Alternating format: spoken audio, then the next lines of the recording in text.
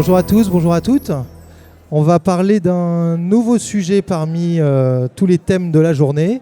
On va parler d'autonomie énergétique des exploitations avec 7 invités que je vais vous présenter qui vont nous éclairer sur les mutations qui accompagneront la transformation du modèle agricole français à l'horizon 2050. On sait que ces mutations seront nombreuses et parmi elles, l'évolution du parc matériel et la production d'énergie sont parmi les plus visibles.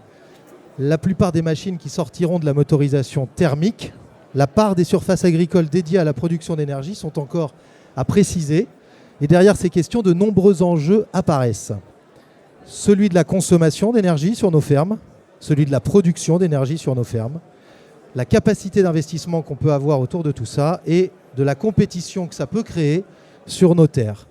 Donc c'est un programme ambitieux, il est à peu près évident qu'on ne le traitera pas dans son intégralité parce qu'on n'a qu'une heure, mais vous verrez que grâce à nos 7 experts, on va pouvoir approfondir ces questions d'un côté autour de l'évolution des motorisations des engins agricoles et de l'autre plus largement des filières énergétiques qui entourent nos fermes. Alessandra Kirch, vous êtes directrice générale d'Agriculture Stratégie, vous avez eu l'occasion de vous intéresser à l'empreinte de la ferme France et aux trajectoires énergétiques qui pourraient accompagner sa transformation. Nous reviendrons avec vous sur les notions et les ordres de grandeur qu'il convient de maîtriser pour réaliser un travail prospectif crédible. François de Rugy, vous êtes senior advisor pour le fonds et la banque d'affaires Avolta. Et vous êtes intéressé, on en reparlera également avec David Guy, au tracteur français de chez Sidéral et à la motorisation électrique, en l'occurrence, de ce tracteur-là. David Guy, vous êtes agriculteur, ingénieur agronome et directeur général du groupe Burel, groupe breton innovant depuis 1936, spécialisé dans le travail du sol, le semis et l'épandage, avec en particulier la marque Sky Agriculture. Et David, vous avez récemment effectué les tests de ce tracteur électrique français qui fait parler de lui, le nouveau Sidéral, et nous vous donnerons la parole pour nous parler de cette expérience. Olivier Caron, vous êtes délégué à la transition énergétique au sein d'EDF Pays de la Loire et vous êtes partenaire du programme Tractofit ELEC, un programme porté par la Chambre d'agriculture des Pays de la Loire visant à accompagner des tracteurs à moteur thermique vers une motorisation électrique ou à hydrogène. Mathieu Duplex, vous êtes agriculteur dans le Berry, ETA, intéressé à la question de l'agriculture de précision et à de la fabrication sur mesure de machines depuis 2017. Vous nous éclairerez aussi sur la vision terrain, opérationnelle de toutes ces questions. Et on a pour le groupe 26, François Brochard et Jérémy Quentin. François Brochard, vous êtes... Merci François. Vous êtes... responsable de l'activité électrification pour le groupe 26. Le groupe 26, c'est un groupe vendéen qui est partenaire du programme Tractofit ELEC avec EDF Pays de la Loire. Et Jérémy Quentin, vous êtes expert des solutions décarbonation pour le groupe 26 et également partenaire du programme Tractofit ELEC. Alors François, je vais commencer par vous. On va parler peut-être de ces questions d'adaptation du matériel pour d'abord rentrer dans le vif du sujet. Parler de choses opérationnelles qu'on va d'abord tous pouvoir se figurer parce que la question de passer du moteur thermique à l'électrique, on se la pose tous, chacun à notre niveau. Comment est-ce que vous accompagnez celles qui se posent au niveau des exploitations et des exploitants ? Allô ? Vous m'entendez ? Oui, c'est bon. Oui, alors, dans le cadre de ce projet Tractofit ELEC, mais même plus largement, techniquement, nous, au niveau du groupe 26, on propose des solutions de rétrofit, c'est-à-dire qu'on prend du matériel existant et on le convertit en électrique pour prolonger sa durée de vie. Ça, c'est le concept et ça fait partie des premiers nœuds techniques qui sont évalués sur ce projet. Alors, toute la pertinence du rétrofit électrique, elle se base sur le fait qu'en France, sur le parc d'automoteurs agricoles, on a plus de 1,3 million d'appareils, d'équipements qui se renouvellent sur 20 à 30 ans. Donc on part du principe que par le rétrofit, on va aller beaucoup plus vite, déjà, à proposer du matériel utilisant de l'énergie décarbonée. Et pour vous donner un métrique, aujourd'hui sur ce 1,3 million automoteurs, on va dire, pour moitié, on est sur des appareils de moins de 150 chevaux, donc en fait qui sont très atteignables par des systèmes à batterie, comme celui du Tractofit ELEC.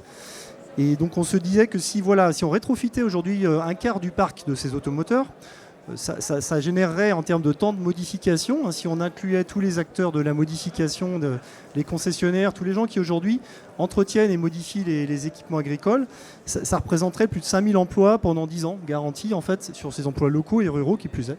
Donc il y a aussi un intérêt emploi fort sur ce volet-là. Un autre point que je voudrais préciser sur le rétrofit également, c'est l'impact carbone, c'est-à-dire que quand on veut décarboner la mobilité, le machinisme agricole également, on a une dette carbone à la fabrication.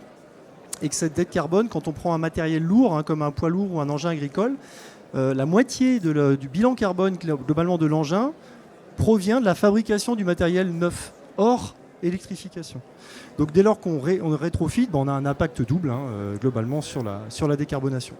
Ça, c'est si on est sur un matériel utilisé en France avec de l'électricité décarbonée, je précise. Voilà, ça c'était pour poser un petit peu le cadre sur l'aspect rétrofit. Ce que je peux dire techniquement peut-être un petit peu sur comment on fait et qu'est-ce qu'on arrive à faire. De fait, on prend un tracteur et l'idée n'est pas d'en faire une moissonneuse-batteuse, mais de rester bien sur le même appareil pour faire le même travail. Donc la batterie n'étant pas énergétiquement équivalente au gasoil, et ne le sera jamais, il y a un facteur 50 de densité énergétique. On a beau travailler les efficiences, on n'aura jamais la disponibilité énergétique du gasoil. Donc on va mettre une énergie dans cette batterie qui va nous permettre de faire le travail essentiellement sur des travaux de polyvalence, de proximité de ferme. Et tout l'enjeu du succès et de cette expérimentation va être de voir comment on va exploiter les phases de pause. Le tracteur ne travaille pas dans énormément de cas de vie, 8 heures non-stop. Il y a énormément de phases où le tracteur est déposé, arrêté, on change d'outil, on a différentes interventions dans la ferme. Et on va exploiter ça et essayer de voir dans quelle mesure, pendant ces phases intermédiaires, on va pouvoir remettre quasiment une recharge en cours de journée, plus la charge qu'on aura pendant la nuit. Et avec ça, on va pouvoir évaluer la capacité à réaliser le travail en ferme expérimentale à Derval. Et puis on évaluera avec les partenaires EDF qui est présent la nécessité de puissance. Et enfin, dernier point à lever, ça va être vraiment la localisation de ces points de recharge. Est-ce qu'on a un unique point central ou est-ce que derrière ça, il y a des enjeux de décentralisation des points de recharge sur la ferme? Voilà en quelques mots pour introduire le rétrofit électrique. Merci François. Je vais me tourner vers David Guy parce que puisque vous venez de tester ce nouveau tracteur électrique sidéral, j'aimerais avoir votre regard d'agriculteur. Comment se gère l'organisation sur 24 heures du travail sur la ferme au tracteur électrique? Est-ce que ça change beaucoup vos habitudes par rapport au thermique? Est-ce que ça change quelque chose au niveau des performances dans le travail? Alors oui, j'ai eu la chance il y a quelques semaines d'avoir le tracteur sidéral sur la ferme.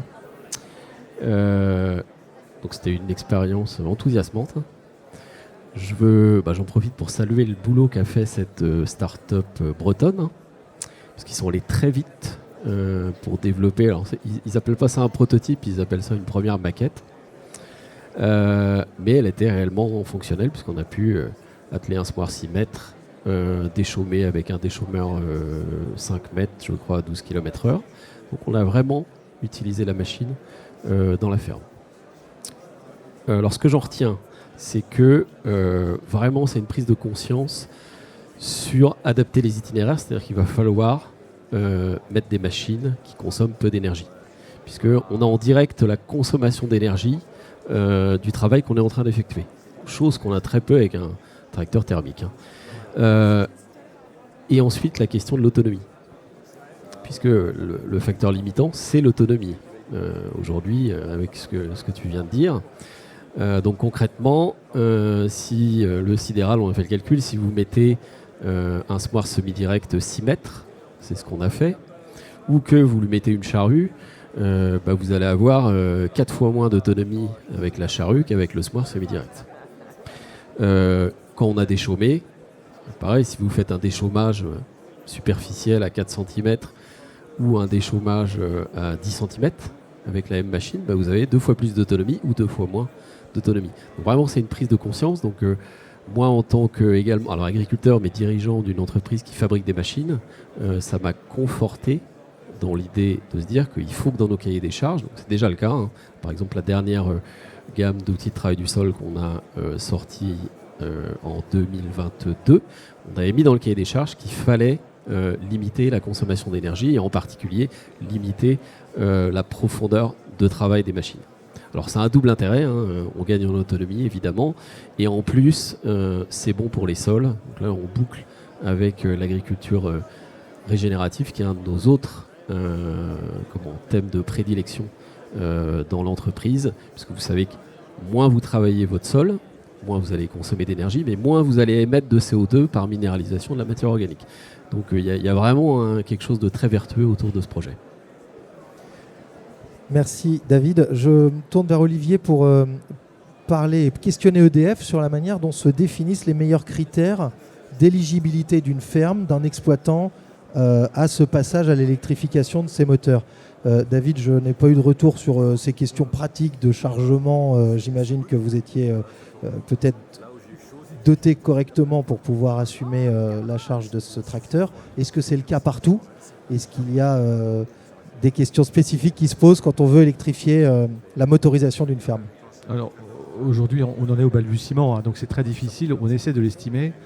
En fait, ce qui se passe, on rentre plutôt dans ce sujet-là à travers la décarbonation déjà. C'est-à-dire que nous, on regarde l'aspect décarbonation et c'est là où il y a le plus d'impact. C'est-à-dire qu'aujourd'hui, 15% de tout ce qui est énergétique, c'est 15% des émissions du domaine du secteur agricole. Et pour élargir un tout petit peu, après je reviendrai sur la question, il y a aussi aujourd'hui une pression très forte par les gros donneurs d'ordre industriels, agroalimentaires, qui eux vont avoir une pression aussi pour leurs indicateurs sur les émissions, et donc ils vont la faire, ça va par effet domino arriver jusqu'à l'agriculteur, c'est-à-dire qu'ils vont demander à leurs sous-traitants, c'est un peu leurs sous-traitants, de décarboner également pour répondre aux objectifs que va leur fixer soit l'État, soit l'Europe.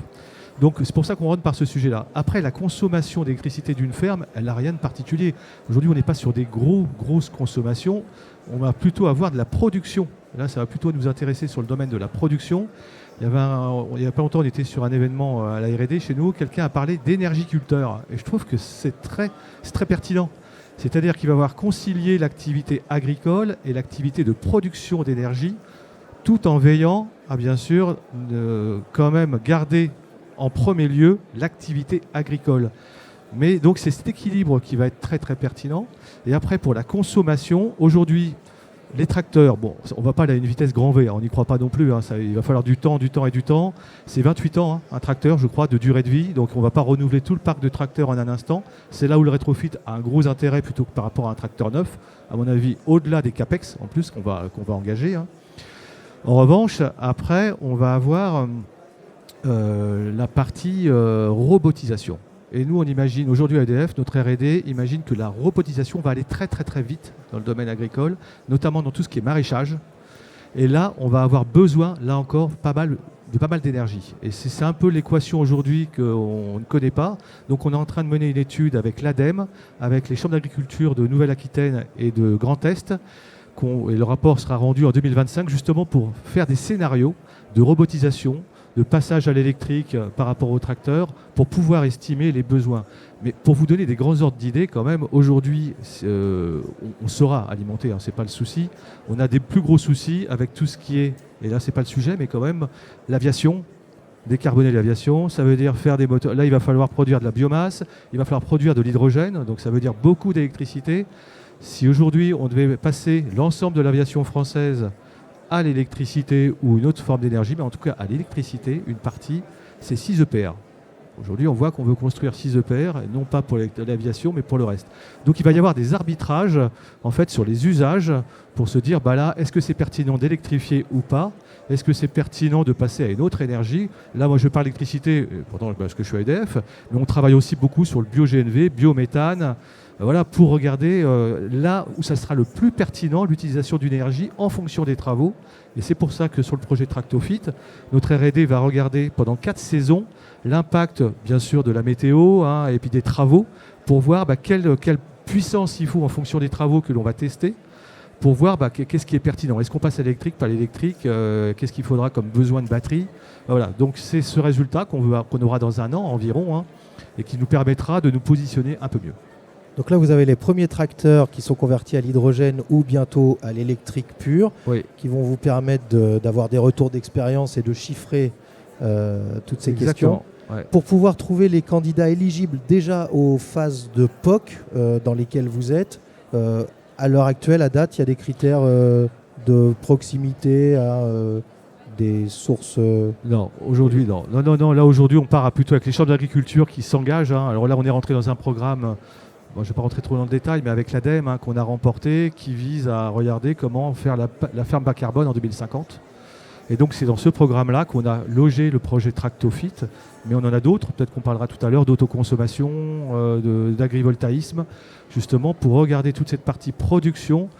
La partie consommation ne nous inquiète pas du tout. Enfin, ce n'est pas dans l'agriculture qu'aujourd'hui on a un sujet. Alors après, bien sûr, quand on aura des bornes de recharge, si on est en plein champ, là, il va falloir regarder des solutions.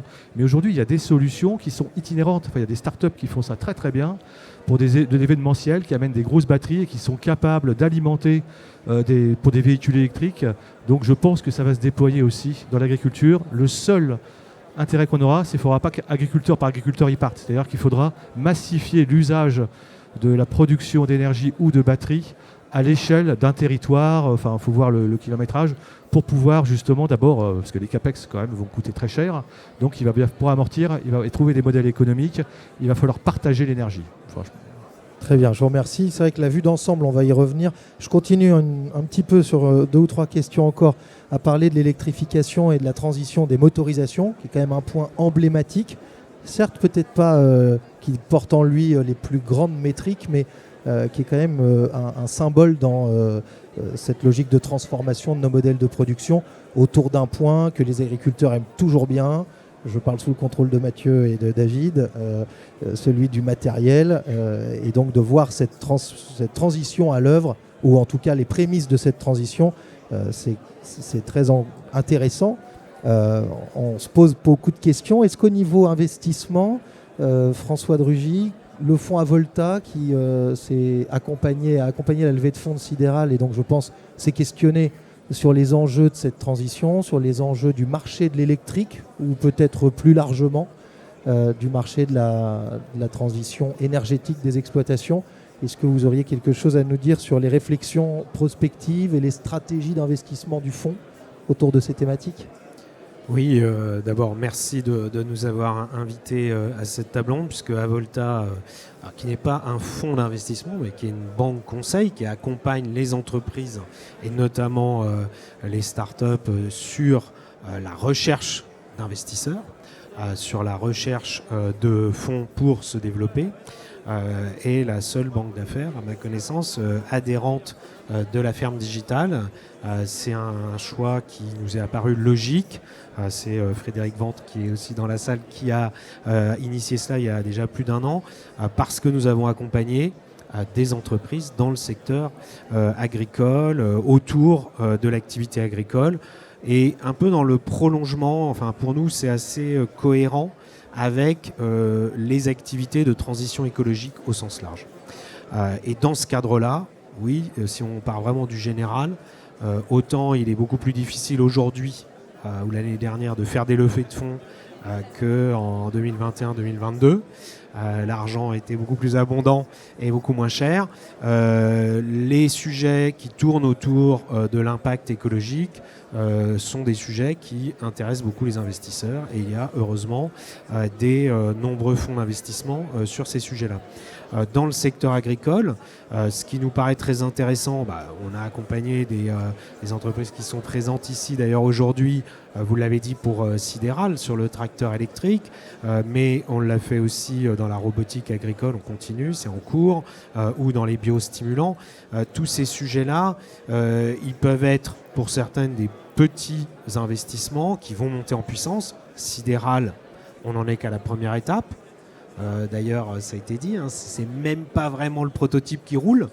On pourrait dire c'est un mulet un peu, ou je sais pas comment il faut le dire, c'est-à-dire c'est presque un tracteur rétrofité, mais avec les technologies développées par Sidéral. Puis il y aura l'étape suivante avec un vrai tracteur électrique conçu de A à Z pour être électrique. Et ensuite la phase industrielle qui sera à voir d'ailleurs si l'entreprise la porte elle-même ou la porte avec un partenaire industriel. Je pense la réflexion aussi plus générale qu'on peut avoir sur cette question de l'énergie en matière d'agriculture, je rebondis sur le terme que vous avez employé tout à l'heure d'énergiculteur. dans mes activités antérieures, en tant qu'élu, en tant que responsable politique. En 2008, il y avait eu une crise du lait. En France, comme dans toute l'Europe, les prix du lait avaient fortement baissé. Ça avait créé une grave crise pour les éleveurs. Et je leur avais dit, mais pourquoi vous ne développez pas davantage en coproduction, pas à la place d'eux, mais en coproduction, la production de biométhane, comme ça se faisait déjà depuis un moment en Allemagne.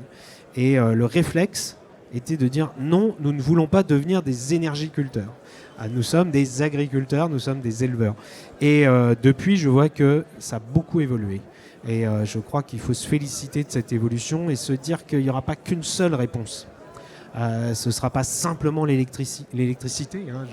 Ça a été dit, y compris par le responsable d'EDF, donc je crois que c'est quelque chose qui est très partagé. Et de ce point de vue-là, les interactions entre l'agriculture et le défi énergie-climat sont vraiment immenses. Le titre, il a été effacé, je ne sais pas pourquoi, mais sur l'autonomie énergétique de la ferme, moi je crois que le but, ce n'est pas l'autonomie énergétique de la ferme. Le but, c'est la contribution des agriculteurs à la décarbonation, à l'efficacité énergétique et à la production d'énergie. Et à la production d'énergie renouvelable qui ont plein de diverses formes. Le biogaz en est une aujourd'hui. L'électricité photovoltaïque sur les bâtiments agricoles en est une déjà aujourd'hui. Demain, l'agrivoltaïsme. Je ne sais pas ce que vous en pensez, mais moi j'entends beaucoup de réticences dans la profession agricole autour de l'agrivoltaïsme, un peu comme sur le biométhane il y a 15 ans. Et je pense que ça va évoluer parce que ce sera une coproduction. La biomasse, c'est pareil.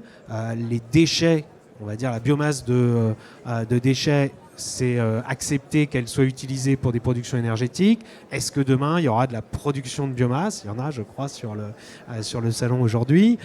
C'est aussi des perspectives qui sont extrêmement intéressantes et qui feront que les agriculteurs, quelle que soit la production d'ailleurs, pourront s'insérer dans une boucle énergétique vertueuse. Merci pour cet élargissement autour du sujet de l'électrification du matériel. Alessandra, on va vous écouter parce que vous regardez ce changement emblématique de la transition agricole sur le terrain, celui de l'électrification, mais vous tentez de le placer dans l'ensemble des éléments de cette transition agricole. De regarder pour chacun des sujets quels sont les facteurs de transformation et quelles sont les contreparties qui les accompagnent pour avoir une idée du bilan d'ensemble. Est-ce que vous pouvez nous situer les grands enjeux de la transformation énergétique des fermes ?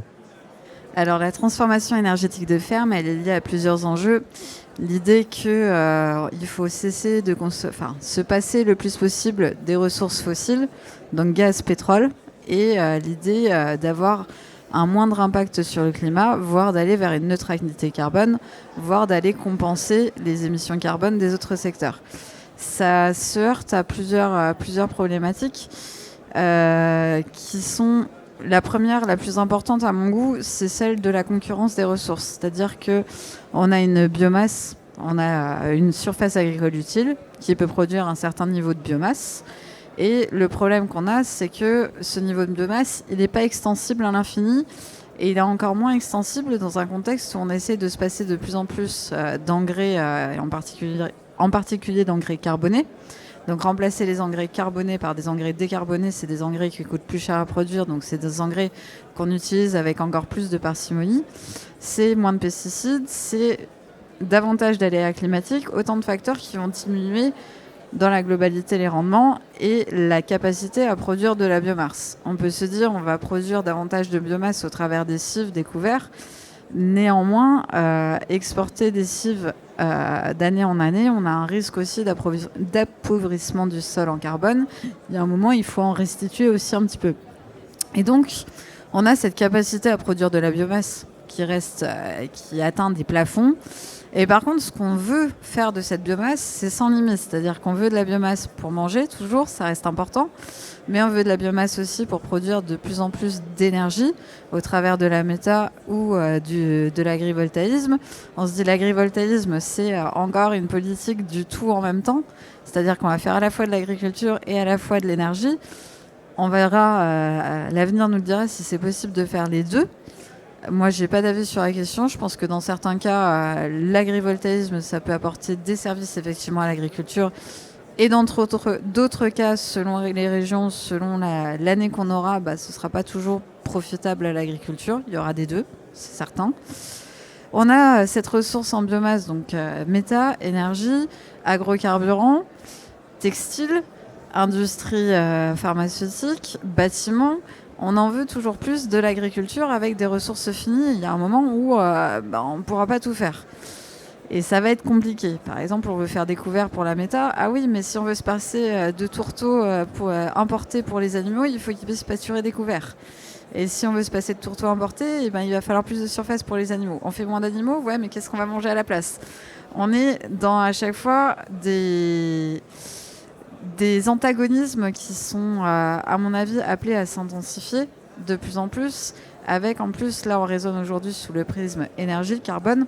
Quand on intègre les autres dimensions de l'environnement, ça devient encore plus compliqué. Par exemple, vous voulez réduire votre consommation de fuel, vous vous dites, allez sur l'agriculture de conservation. Bonne idée, oui, mais si on enlève le glyphosate à l'agriculture de conservation, on est sacrément dans la panade. Donc est-ce que c'est plus important de consommer moins de fuel et de mettre du glyphosate, ou est-ce qu'il vaut mieux faire du désherbage méca? Vraie question, ça en fait partie. Faire des couverts, c'est super. Problème, pour implanter un couvert, il faut de l'azote. Il en faut plus que si on n'avait pas implanté de couvert. Qui dit azote, dit encore consommation d'énergie fossile pour faire des engrais, pour faire des couverts. Et du coup, à la fin, c'est cette comptabilité qui est hyper compliquée à mettre en œuvre, sachant que on essaye aujourd'hui de comptabiliser les émissions de carbone de chaque secteur, mais on reste quand même, à mon goût, assez mal outillé pour le faire et assez mal outillé aussi pour mesurer les progrès de l'agriculture dans la réduction de ces émissions de carbone. Je vous donne un exemple. Vous faites des rotations. Selon la façon dont vous allez mettre vos engrais, gérer votre rotation, vous allez avoir un impact carbone qui va être plus ou moins limité à l'échelle des fermes. Sauf que à l'échelle d'une comptabilité nationale des émissions de l'agriculture, on est infoutu de prendre la finesse des pratiques en compte et de savoir, en fonction de vos dates d'épandage, le matériel précisément utilisé, si vous avez respecté ci ou ça, combien en grande culture, et c'est encore pire en élevage. Vous prenez, je vais vous donner un exemple précis, au niveau de la FAO, ils estiment qu'en France, 1 litre de lait, c'est 1,89 kg d'équivalent CO2. Vous allez chez Lidl vous dit, ah non, en moyenne, 1 litre de lait, c'est 0,93 kg d'équivalent CO2. Alors, c'est 1,89, 0,93. Et si on va prendre la comptabilité des prairies, du stockage carbone par les prairies, on descend à 0,71. C'est plus que divisé par deux quand même d'une source à l'autre. Donc à la fin, qui a raison et comment on comptabilise au niveau des émissions nationales toutes ces réductions et tous ces efforts faits par l'agriculture, sachant que si on n'arrive pas à les retranscrire dans des comptabilités nationales, on considérera que l'agriculture n'a pas fait d'efforts. Donc c'est toutes ces questions-là, avec toute cette concurrence des usages, avec toute cette transition énergétique qui prend place en même temps que toute l'autre transition agroécologique à laquelle est confrontée l'agriculture et qui génère une augmentation inconsidérée du risque pris par les agriculteurs, sachant que chaque année, un agriculteur fait face à un risque de volatilité de prix, un risque climatique avec la grêle, pas assez d'eau, trop d'eau, avec aussi un risque juridique, les réglementations qui changent tout le temps, un risque sanitaire, est-ce qu'on aura plus ou moins de ravageurs cette année ? Et là, en plus, il faut aller dans une transition énergétique qui est une prise de risque via davantage d'investissement, une transition agroécologique où on se passe d'une molécule pour adopter une régulation dite naturelle, avec l'idée merveilleuse que la nature y pourvoira et que tout se passera bien, et qui en fait est encore plus de risques parce que d'une année sur l'autre, ça va bien se passer ou pas bien se passer, alors qu'on aura fait exactement la même chose, mais qu'on ne peut pas savoir à l'avance. Je vais m'arrêter là, sinon je peux continuer pendant encore un moment, je crois. Non, mais c'est passionnant et c'est vrai qu'on voit bien que c'est extrêmement complexe quand on est assez proche du terrain et qu'on a pratiqué pas mal d'expérimentation. On voit bien qu'à chaque fois qu'on gagne quelque part, on a tendance à y perdre ailleurs. Donc il faut toujours chercher des équilibres autour de l'agriculture, que toutes les transitions qui sont à l'œuvre pour sa propre production sont déjà un facteur de changement qu'il faut observer. Et tout ce qu'on attend du milieu agricole pour produire aussi des énergies ou des biomatériaux ou des biocarburants font qu'il se posera la question, on y reviendra, de la concurrence sur nos terres. On voit en tout cas que si on se pose la question de manière simple, quand on veut changer d'itinéraire culturel, parce que tout ça autour de toute manière l'évolution des itinéraires et des pratiques, soit on va chercher à mettre moins de produits, à avoir davantage d'efficacité, d'optimisation de son travail, mais que ce soit sur un des volets, on va potentiellement le compenser, je pense aux produits phyto, quand on se limite en herbicide par davantage de passages pour biner.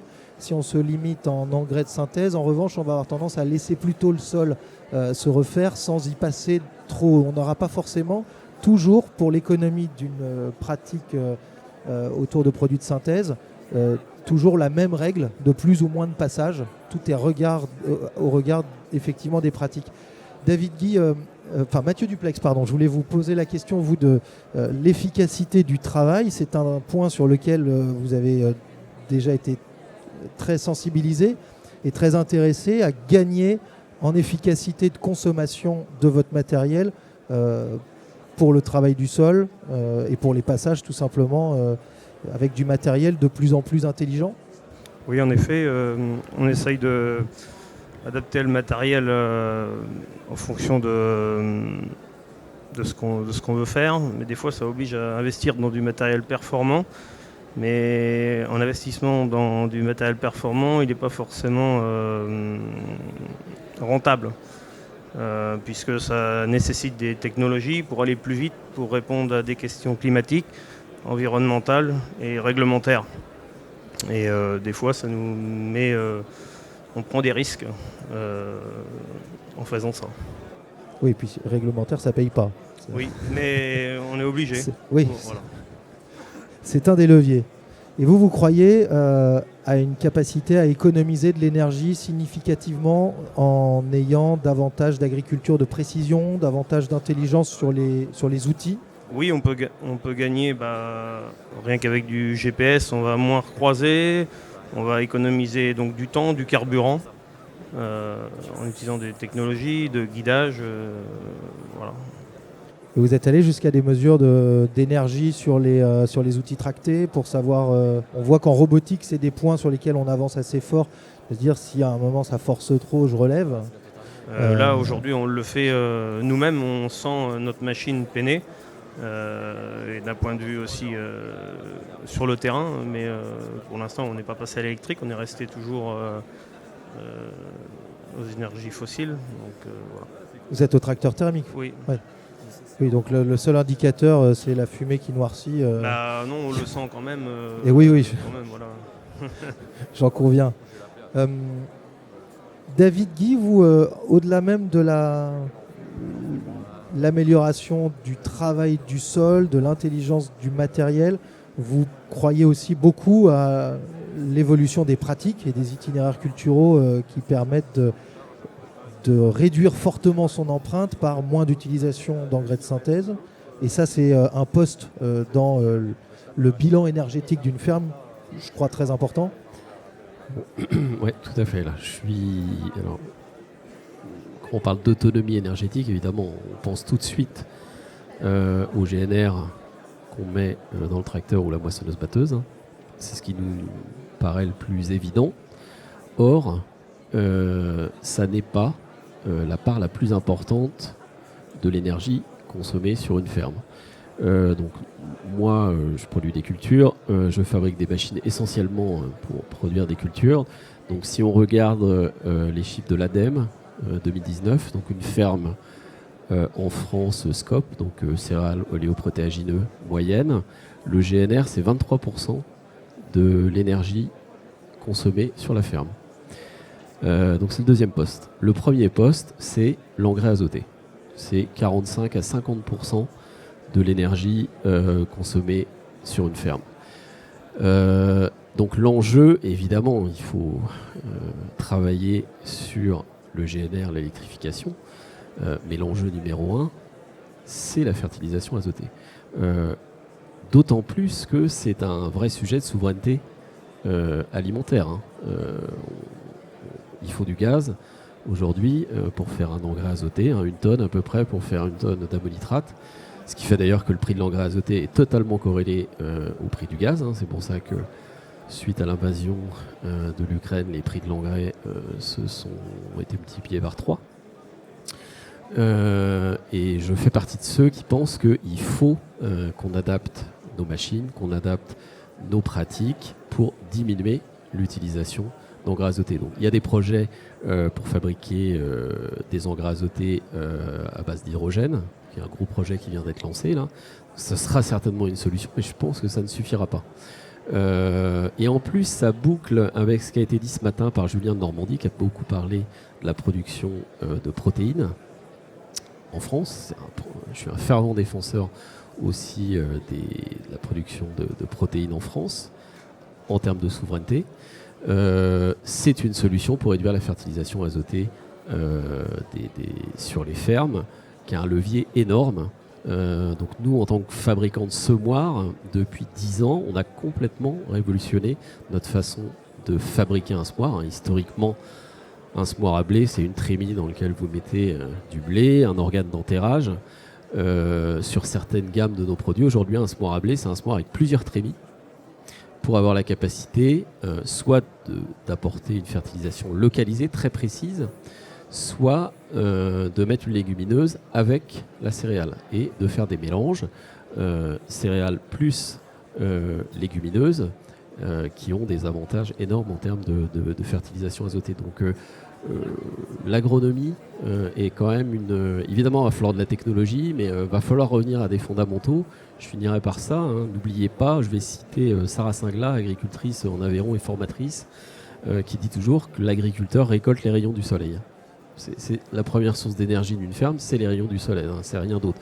Il va falloir maximiser ça et si possible capter de l'azote de l'air, puisque cet azote qui est si cher et qui est le premier poste de consommation d'énergie d'une ferme, c'est l'élément qu'il y a le plus dans cette salle. C'est 80% des éléments qu'il y a dans cette salle, c'est le paradoxe. Donc valoriser les ressources naturelles au maximum. Je voulais juste rebondir sur ça. Je tiens quand même à faire un point parce qu'on entend souvent dans les discours parisiens il faut remettre des légumineuses. Je suis ingénieur agronome, alors je ne peux qu'être d'accord. Les légumineuses dans une rotation, c'est fantastique. Maintenant, les légumineuses pour un agri, il y a un point, c'est comment on les valorise. Parce que si je suis dans une zone d'élevage, si j'ai des bêtes, oui, j'ai un débouché direct. Si j'y suis pas, ça commence déjà à devenir plus compliqué parce qu'il va falloir que je fasse un choix sur la légumineuse que j'implante et que je trouve quelqu'un à qui vendre ma légumineuse si tout va bien et si j'ai une récolte. Parce qu'avec les légumineuses et notamment avec les protéagineuses, ça reste une roulette russe. Entre la bruche, le gel, on a quand même pas un choix de variété aussi développé que sur des cultures de vente parce que c'est des cultures qui sont moins rentables que des cultures de vente et donc ça nécessite plusieurs choses. Une appétence quand même pour le risque de la part de l'agriculteur, une capacité à vendre et une capacité de l'agriculteur aussi à envisager sa rotation et envisager sa comptabilité de façon pluriannuelle pour intégrer les bénéfices sur une rotation de la légumineuse. Ça peut paraître rien, mais c'est beaucoup. Déjà, dans la façon de raisonner d'un agriculteur. Et ensuite, il faut avoir vraiment, j'insiste là-dessus, un aval qui soit là et qui soit capable de valoriser une légumineuse, sachant que les travaux des récoltes des légumineuses vont se superposer avec les travaux des récoltes des cultures de vente qui sont prioritaires. Ça nécessite du coup de la logistique, des silos qui soient séparés parce que d'un côté, on aura du sans gluten et de l'autre côté, on ne veut pas de traces d'allergènes pour aller alimenter une filière céréale. Et ça nécessite pour l'aval, qui va être acheteur de ces protéagineux, un approvisionnement en quantité et en qualité qui soit constant. Alors, comme je l'ai déjà dit, les légumineuses, c'est la roulette russe, et d'une année sur l'autre, on n'a pas du tout les mêmes quantités, les mêmes qualités. Donc, avant de se dire, on va développer de la légumineuse à foison en France et reconquérir notre autonomie protéine végétale, il y a déjà tout un boulot à faire en logistique, en aval, et il faut aussi garder en tête qu'il y a quand même, et j'aimerais bien qu'un jour ce soit fait, des contraintes territoriales. On ne pourra pas mettre n'importe quoi, n'importe où. Le soja ne pousse pas partout en France, c'est faux. Et il faut s'en rendre compte et il faut, à mon avis, faire un petit peu des inventaires territorialisés en arrêtant de se dire je te prends X% de céréales en moins et sur le papier, je t'en mets X% en légumineuses en plus et puis ça va faire le job. Il y a aussi tout un tas de contraintes pédoclimatiques à prendre en compte dans ces prospectives, dans tous ces scénarios-là. Merci pour cette précision, d'autant qu'on a dans la salle des acteurs très intéressés à la destination du marché de la légumineuse et des protéagineux, qui, je le sais, partage votre vision du fait que c'est pertinent territorialement et qu'il faut bien regarder et les conditions climatiques et industrielles pour savoir si effectivement on va pouvoir faire croître cette part de production. Les propos de David étaient intéressants pour dire que quand même autour de cet exemple des pratiques culturales innovantes, des diversifications plus nombreuses de son assolement font partie des leviers qui permettent de gagner, d'économiser de l'énergie dans le travail. Déjà parce qu'on est peut-être sur des rotations quand on n'est plus à 3 ou 4 cultures, mais à 5 ou 7, pas toujours aussi énergivore en termes de nombre de passages ni d'investissement en intrants. De fait, on réduit quand même fortement son empreinte à ce moment-là. J'avais, Alessandra, une question. Quand vous nous parlez d'énergie directe et qu'on parlait du fait de se rendre autonome des énergies fossiles au maximum, alors que ce soit électrique, que ce soit issu de biomasse convertie en électricité ou directement en énergie, quelles sont les énergies directes et comment est-ce que vous voyez l'évolution de leur prix qui justifierait le fait d'investir dans de l'autonomie énergétique sur une ferme? Et tout ce qui est consommation d'énergie directe, c'est ce qu'on va payer directement, la facture de ce qu'on va payer directement, on peut le résumer comme ça. Donc c'est consommation d'électricité, de GNR à l'échelle de la ferme pour faire très court. Donc c'est ce qu'on va mettre dans le tracteur, ce qu'on va utiliser pour chauffer des serres, des tanks à lait, c'est ça les énergies directes. Donc on parle, l'agriculture est le seul secteur qui a la capacité de produire pour répondre à ses besoins énergétiques. Maintenant, il faut quand même aussi remettre, je vais vous donner 2-3 chiffres aussi pour remettre les pendules à l'heure sur ce point-là. Aujourd'hui, le biométhane, ça représente 2,5% de la consommation de gaz français. On n'a pas non plus une autonomie débordante grâce à ce qu'on produit en agriculture. 2,5%, c'est peanuts en soi. On a des objectifs pour atteindre, si possible, 7% à horizon 2030. Certains envisagent 15%. Donc ça veut dire faire plus que x2 sur les capacités d'injection qu'on a aujourd'hui. Et j'évoquais en préambule tout à l'heure les tensions sur la ressource. On les voit déjà en période de sécheresse, notamment sur la pulpe de betterave, mais pas que. Il ne faut pas imaginer non plus que le méthaniseur est une poubelle géante qui valorise les déchets de façon magique. C'est faux, là encore. On ne peut pas mettre tout et n'importe quoi dans un méthaniseur parce que tout ce qui est pollution aux métaux lourds derrière dans les terres, on n'en veut pas. Donc, rien n'est magique en agriculture, il n'y a pas de solution d'un claquement de doigts. Et sur le photo, c'est pareil. Le photo, aujourd'hui, ça représente 3,7% de notre consommation d'électricité. C'est pas magique non plus et on n'est pas aujourd'hui à avoir pléthore. On n'est pas en agriculture à fournir pour les autres. Il faut se sortir cette idée-là de la tête. On n'en est pas là, on en est loin. Et dans certains cas, on va troquer une dépendance contre une autre. Quand on va mettre, on discutait de ça tout à l'heure, des batteries avec du lithium. Le lithium, on ne sait pas le produire non plus. C'est une ressource finie qu'on est obligé d'importer depuis ailleurs. Et c'est pareil pour les panneaux photovoltaïques. Ils poussent pas dans les champs. Donc, il faut aussi raisonner ce qu'on troque comme dépendance, à quel prix. Et donc, tu me parlais investissement. Le prix d'un investissement pour de l'autoconsommation d'énergie renouvelable, pour mettre des panneaux chez soi, pour faire un méthaniseur, pour avoir un tracteur électrique qui fonctionne avec de l'énergie potentiellement autoproduite, ça va dépendre tout simplement de l'évolution à venir de l'électricité notamment et du GNR.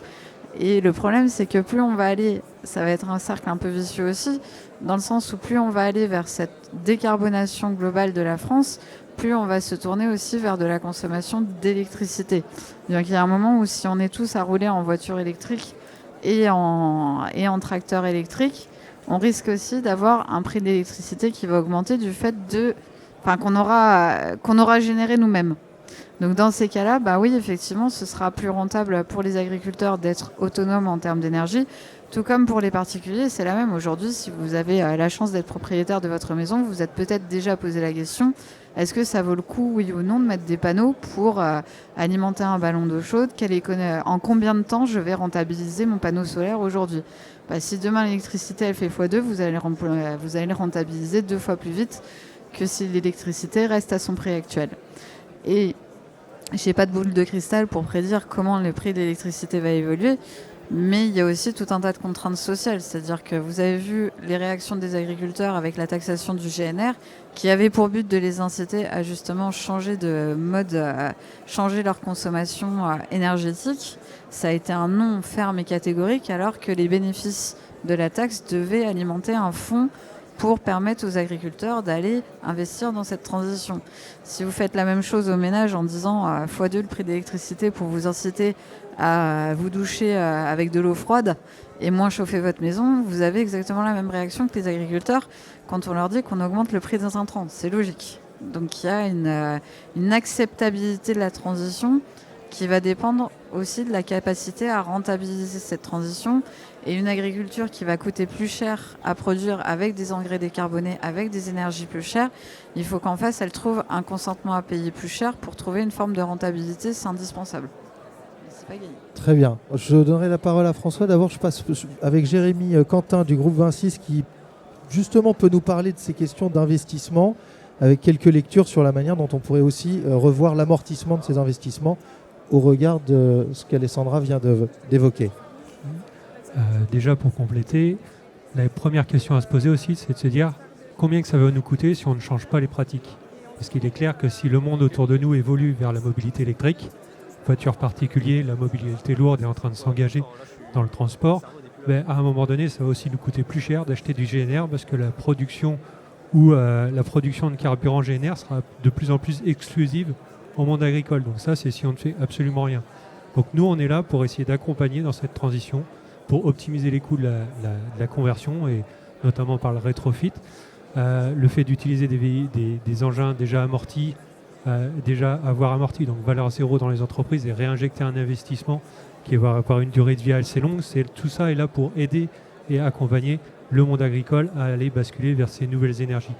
Après, les questions aussi, elles sont d'un point de vue juridique et fiscal, c'est qu'aujourd'hui, le modèle économique dans lequel on vit, les coûts d'amortissement des véhicules sont assez linéaires, c'est 5 à 7 ans, alors que les durées de vie des engins et du matériel est beaucoup plus longue.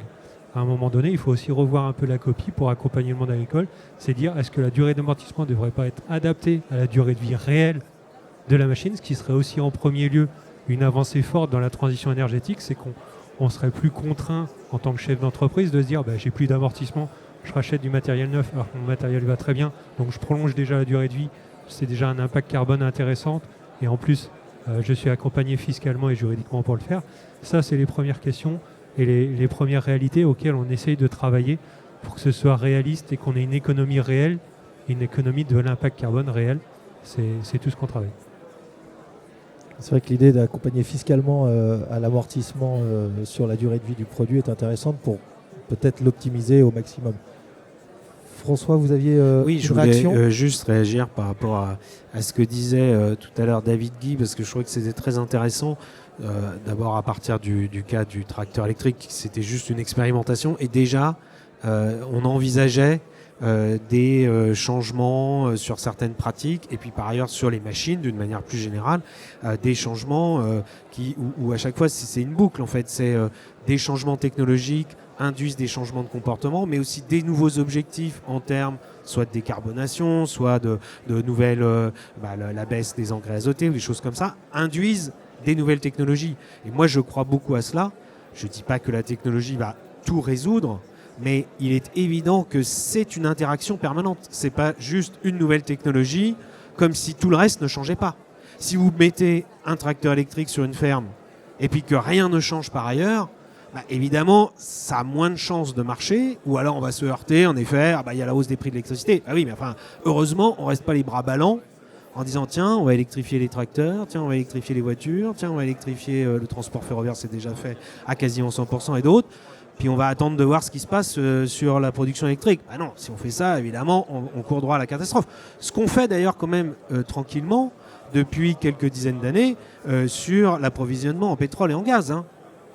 Parce qu'on se dit que globalement, en regardant ce qui s'est passé autrefois, quand il y a eu des hausses de prix, et Dieu sait s'il y en a eu, moi je me souviens d'un baril de pétrole à $150, c'était en 2008, ça n'a pas duré très longtemps, donc après on dit comme ça ne dure pas, c'est bon, on peut continuer à acheter du pétrole et du gaz sur les marchés mondiaux, mais nous Français, on les achète à 100%, c'est-à-dire il y a zéro production locale. C'est 100% de dépendance aux importations.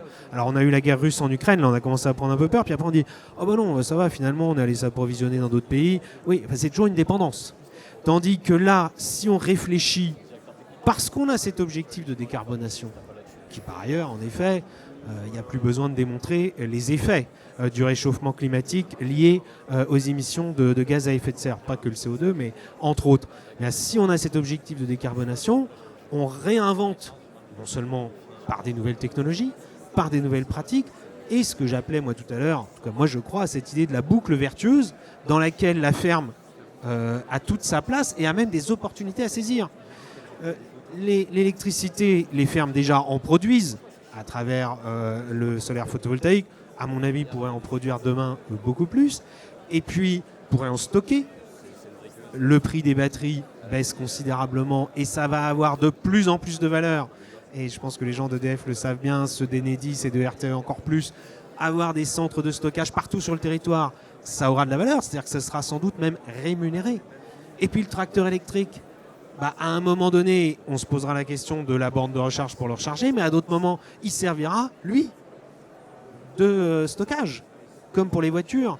Et donc ça change complètement l'économie, pas simplement, là c'est pas simplement de la technologie, ça change complètement l'économie d'un système énergétique et qui est quand même plus vertueux, ça c'est relativement facile à démontrer, et par rapport aux émissions de gaz à effet de serre, et par rapport aux notions d'indépendance ou de souveraineté, puisqu'en l'occurrence, ce sera de la production et du stockage chez nous que l'on maîtrisera. Oui, tout à fait. Pour compléter et pour réagir aussi à ce que vous avez pu dire sur les voitures électriques, alors on élargit un peu le débat, mais globalement, quand on regarde aujourd'hui le véhicule électrique, bon, aujourd'hui on a 1 million de véhicules, donc on voit qu'il est en train de passer en tête. Ça ne va pas à la vitesse, là en ce moment c'est flat. Mais en fait, million sur près de 40 millions. Oui, sur 40 millions, donc il y a un volume. Dit quand même, en tout cas, quand on se projette, ce qui reste à faire. Quand on se projette aujourd'hui avec RTE, on imagine les voitures électriques comme une opportunité de stockage, justement, ce qui vient d'être dit. C'est-à-dire qu'aujourd'hui, ce stockage, à terme, si on a un parc, on va dire peut-être à 80% électrique, ce qui arrivera très certainement un jour, à moins d'une catastrophe, on aura plus de stockage qu'aujourd'hui on a avec nos barrages hydroélectriques en France. Donc RTE voit ça comme une opportunité justement, parce qu'en fait un véhicule électrique, c'est comme un chat, ça dort 90% du temps. Donc 90%, il y a de l'énergie qui n'est pas utilisée. Donc qu'est-ce qu'on fait? Bien sûr, on se dit, tiens, là il y a une source d'énergie potentielle, on va l'utiliser pour le réseau au moment où on en a besoin. Donc ça, c'est une opportunité. Le lithium, effectivement, alors on a trouvé des gisements en France, donc apparemment un gros gisement. Alors je ne suis pas dans le lithium, moi, mais aujourd'hui, ça ne semble pas être une grosse contrainte. Ça le deviendra. Enfin, les ressources au global sont une contrainte. On va nous dire pour le nucléaire, l'uranium, pareil. Enfin, à chaque fois, on aura des contraintes de ressources, de toute façon. Mais aujourd'hui, c'est pas le plus bloquant, je dirais. Je dis pas que c'est pas un souci. Voilà. Et après, pour finir, sur l'usage de la batterie, aussi, on commence à travailler sur des usages de seconde vie de batterie. C'est-à-dire qu'une batterie, c'est un peu comme notre smartphone. Il y a un moment où, dans le véhicule, elle n'aura plus assez de puissance pour être utilisée parce qu'on n'aura pas suffisamment d'autonomie et ça ne sera pas vivable. Et on imagine maintenant des batteries de seconde vie pour les mettre dans les foyers, pour servir simplement pour alimenter un ballot d'eau chaude, voire sa borne de recharge électrique, pour avoir une seconde vie, pour justement être quand même dans sobriété dans les ressources, on va dire. Donc voilà, donc il peut y avoir plein d'opportunités, il faut le voir comme une opportunité. Et donc dans l'agriculture, pareil, moi je suis d'accord, je partage, donc on aura des opportunités avec alors aujourd'hui, la batterie coûte cher, on a un réseau qui est bien développé en France, donc on n'a pas trop investi, mais on va y venir parce qu'on est en plein champ, il va falloir des solutions. Moi je crois beaucoup aux startups qui vont arriver avec des choses un peu novatrices et des choses où on est dans un milieu aujourd'hui où on n'était pas habitué d'approvisionner. Et moi, voilà, je pense que là, il y a un champ qui s'ouvre. On est en 2050, donc faut se projeter dans 30 ans quand même. Voilà. Ouais, c'est tout le sens de la ferme digitale, en tout cas, de ce qu'on aime, ce à quoi on aime réfléchir. Et je vous remercie beaucoup de nous avoir alimenté sur ce qui est un petit peu à l'avant-garde et qui nous intéresse aussi parce qu'on est un environnement dans lequel se créent des startups et qu'il est bon de savoir que il y a des technologies et des usages qui vont être totalement différents de ce qu'on connaît. C'est vrai que je n'ai pas pensé à siphonner mon tracteur quand il ne travaille pas pour récupérer le fuel qui est dedans, simplement parce qu'il ne s'use pas. Ce serait de l'électricité et c'est bien le cas. On pense déjà beaucoup plus en réseau et effectivement en interconnexion entre les outils qui peuvent effectivement devenir une réserve. Une dernière chose, je crois que c'était Jérémy ou François qui m'avait expliqué une histoire de performance du fuel que moi je croyais être extrêmement importante parce qu'on voit qu'avec des moteurs au fioul, effectivement, on peut tirer des charrues plantées dans le sol de 70 cm sans peine, et qu'on se dit qu'en électrique, ce sera peut-être plus compliqué, qu'on va perdre beaucoup en autonomie. En fait, c'est pas tant l'efficacité de la motorisation que la capacité de stockage du comburant qui est la grande différence entre l'électrique et le thermique. En électrique, on a une meilleure utilisation de l'énergie puisqu'on est plus efficient sur la chaîne de traction. Ça, c'est le premier élément, c'est qu'un moteur, j'évoquais tout à l'heure le facteur 50 dans le stockage de l'énergie, mais quand on a perdu 65% de l'énergie dans le moteur thermique, il est déjà perdu, voilà, plus qu'un facteur 18.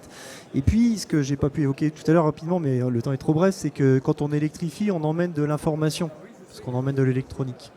Donc quand on emmène de l'information, il y a eu beaucoup de débats autour du traitement de l'information pour l'agricole, mais ça va nous permettre aussi de rejoindre un peu le discussion tout à l'heure qu'on avait sur l'outil plus adapté, l'usage plus efficient de l'énergie, une meilleure prédiction de l'avenir et du risque aussi. Toutes ces questions aussi d'incertitude, cette information nous permet d'aller quand même plus vite dans le dérisquage, dans l'anticipation et la rapidité de mise en œuvre, et aussi globalement même sur... Pour le matériel, Mathieu, tu évoquais tout à l'heure le fait de devoir mettre de plus en plus cher dans du matériel. Là, on a vraiment une maintenance prédictive bien plus efficace aussi. On voit venir le vieillissement des composants, on peut anticiper les maintenances. Voilà. Donc c'est un point aussi qu'il faut souligner dans ces évolutions technologiques. Mais qui questionne sur la capacité d'investissement. C'est-à-dire que si on va vers toutes les directions à la fois, ça fait peut-être beaucoup pour une ferme. Et ça, ce sera la table ronde qu'on pourra conduire l'année prochaine tous ensemble. Je vous remercie beaucoup de votre disponibilité pour nous permettre de détourer le sujet. Vous avez vu qu'il était compliqué de rentrer dans chacun des détails qui va composer la trajectoire énergétique de nos fermes. Et en tout cas, c'était un plaisir de le faire avec des acteurs de terrain, avec le groupe 26 vendéen, avec des agriculteurs berrichons, bretons, et avec des experts aux divers parcours et spécialités. Merci François, merci Alessandra, merci François également, Jérémy, Mathieu, Olivier et David. Vous retrouverez d'ailleurs sur le site de la Ferme Digitale cet échange dans quelques semaines, donc vous aurez le temps peut-être, si ça vous intéresse, de vous replonger sur les enjeux qui ont été évoqués. Merci à tous, on va continuer avec des workshops. Et il y en a un en particulier que je vous tease parce qu'il a été déplacé de 10h ce matin à 16h cet après-midi, qui est conduit par Florent Varin de la coopération agricole Solutions Plus. Et pour ceux qui ne sont pas inscrits, je pense que du fait de ce déplacement, vous pouvez aller entendre parler d'intelligence artificielle dans le métier de la distribution pour voir comment ça peut participer à transformer le métier de technico-commercial. Vous voyez qu'on a tous les sujets, toutes les cordes à notre arc en matière d'innovation. Merci à tous, à très bientôt et bonne fin de LFD à tous.